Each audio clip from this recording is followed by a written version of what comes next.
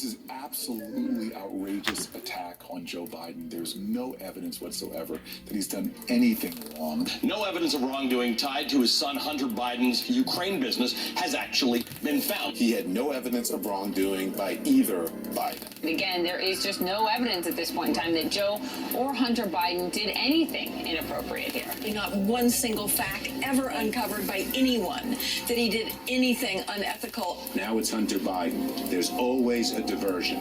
They are always looking for a shiny object to divert attention. The magic words now for Republicans are Hunter Biden. Like, that is the get out of jail free card. The Trump Republicans are so bad, so the press has to compensate by playing up Biden and Hillary scandals. There are no scandals from the Biden White House about anything. You should be clear, there's never been any evidence of a link between President Biden and any wrongdoing that Hunter Biden may have committed. It's called the big lie. There's no evidence. There is zero evidence, as Biden said today. President Biden said he has not received any money from business with his family. There is no evidence to date Joe Biden has received large sums of money. Biden is chump change compared to what the Trump kids took in during the Trump presidency. When you're talking about the investigation around Joe Biden in particular, at this point, there isn't enough information to suggest that there's a whole lot more digging to take place. First of all, my son's done nothing wrong. I trust him. I have faith in him. And it impacts my presidency by making me feel proud of him. Because it's a 2-year revenge tour to make up for how they believe Donald Trump was treated. So they'll investigate everything and anything related to Biden, even if there's no evidence there and there are no facts there. It has been nearly 4 years. So what exactly happened to law in America? What happened to consequences, to the idea that you pay for your crime, that crime doesn't pay?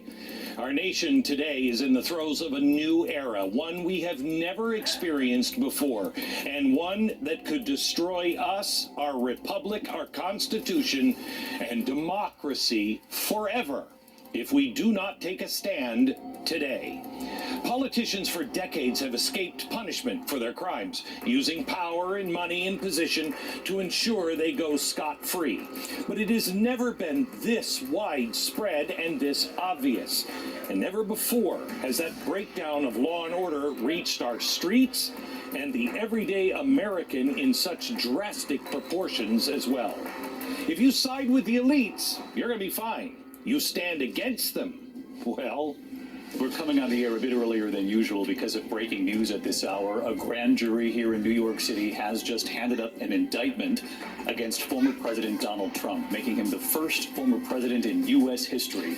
I got his criminal charge list. I got to tell you, I am sick and tired of it. I'm sick and tired of the January 6th rioters being thrown in jail without trial, for some of them for 2 years, while the Black Lives Matter rioters go free. I am sick and tired of our system that charges a veteran in New York on a subway with manslaughter for acting in self-defense and the defense of others.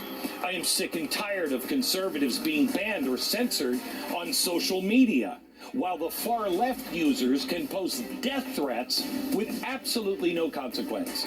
I am sick and tired of the mainstream media failing at their one and only job, to hold elected officials accountable. What difference does it make after 4 Americans died in Benghazi? No one has ever accepted responsibility. No one has paid a price for what happened in Libya. Did Hillary Clinton face any punishment at all after it was revealed that people whitewashed emails before investigators could examine them? She had them wipe servers and destroy servers. Destroy them. And that's okay? The question we should be asking is, how does all of this continue to get swept under the rug? I knew it was a problem, but no matter what the media says, the Durham report is very clear. Very clear. There has to be a cultural change of the heart and the mind of those who are servants in Washington, because they no longer hold any fidelity to the Constitution. One of the biggest misinformation psyops in American history, the Russia hoax. Now, you would expect that after what the Durham report showed, people would get thrown into jail. Do you know what happened?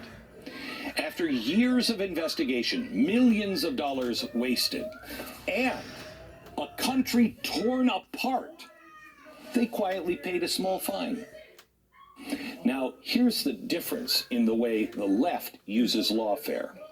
Donald Trump was indicted and hauled into a courtroom for nearly the exact same charge. Where's the justice in this?